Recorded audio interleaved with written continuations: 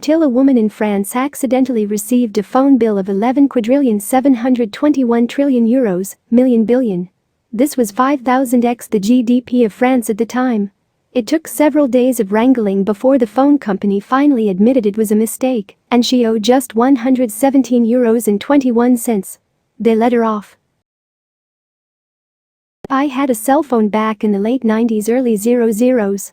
I got a bill from AT&T once for several thousands of dollars. When I called them and spoke to a rep, I explained how there is no way I was on the phone for that long and suggested my account got mixed up with a business one or something. They refused to believe me. I had them do the math with me about how many minutes there are in a day and for a month, and even with that math in front of them they said, "You're responsible for the bill," and that's how the phone call ended. I got a call 3 or 4 days later from someone apologizing and fixing my bill. I never used AT&T for anything ever again. Edit. Just wanted to add. A couple months after I cancelled the phone, all of a sudden billing sprang to life again, and I got a month bill from AT&T with 0 minutes of usage. I called about that, and they said that sometimes the stores you bought your phone from reactivate them when they shouldn't.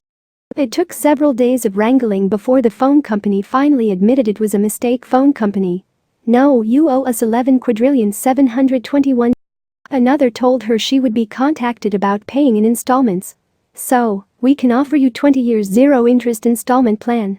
That would be 48,835 billion per month. That's about 160 times global GDP. Imagine being the guy with the balls to say, "Fuck it, maybe she'll cough it up." How in the hell does it take several days of wrangling to fix what is so clearly an error?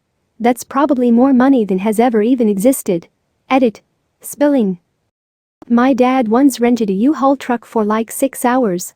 He returned it, and a guy working behind the counter hammered something out on the computer and then said to my dad, "Okay, so you put 2,890 miles on the truck, and it's 89 cents per mile." My dad cut him off. He calmly explained that there was an error. The guy behind the counter was insistent that my dad owed U-Haul over $2,500. My dad kept trying to get him to stop and think about it, but he wouldn't. Almost 3,000 miles in 6 hours means that he must have been going jet speed. Finally the manager came out and rolled his eyes and fixed my dad's bill. Some people are such procedural drones that they can't comprehend thinking outside of the very set parameters of their assigned work. Nobody on earth has that much money. Is this a joke? You'll just have to pay it. Sorry. They let her off. Wow, how gracious of them.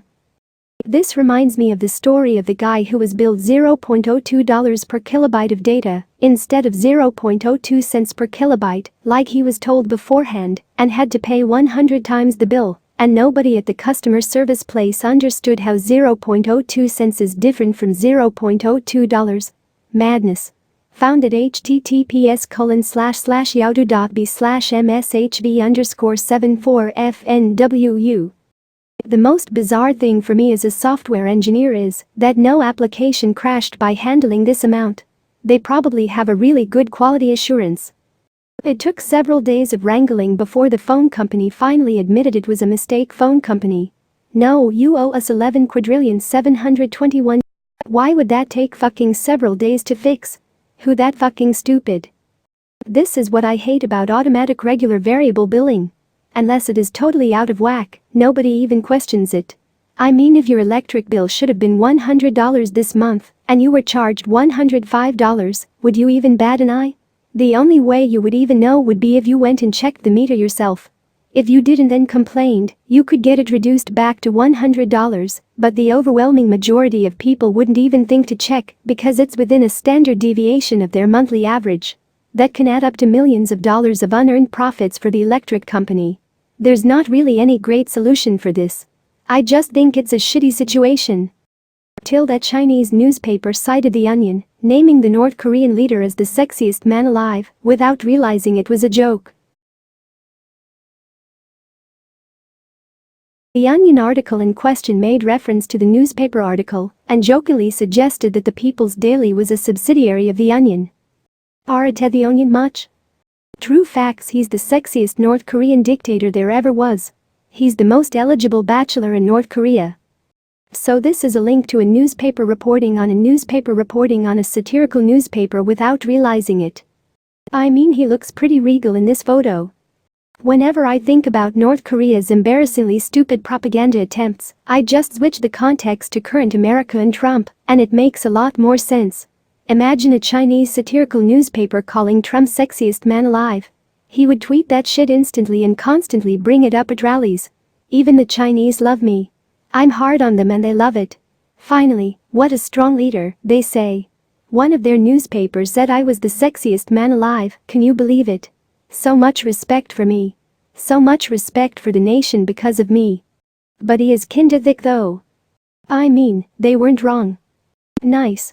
Reminds me of this Swedish Minister of Justice https://www.thegUardian.com/world/2014/gen/074/spoof-marijuana-deaths-story. Beatrice Ask of Sweden's ruling Conservative Party posted a link to the Daily Current satire article, which jokingly and erroneously claimed that marijuana overdoses killed 37 people in Colorado on the first day of legalization. That Chinese newspaper, geez, you were in such a rush to cash in on the fuck China karma train that you couldn't even bother to figure out which paper it was?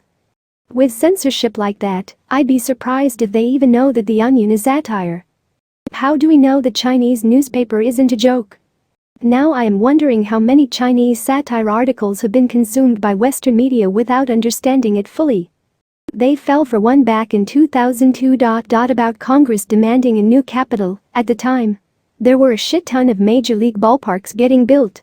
https://www.sfgat.com/news/article/u-s-satire-tricks-beijing-paper-fools-paper-28299111.php. Readers of the Beijing Evening News, the capital's largest circulation newspaper, learned this week that the U.S. Congress had threatened to move out of Washington unless a fancy new capital was built. Congress threatens to leave D.C.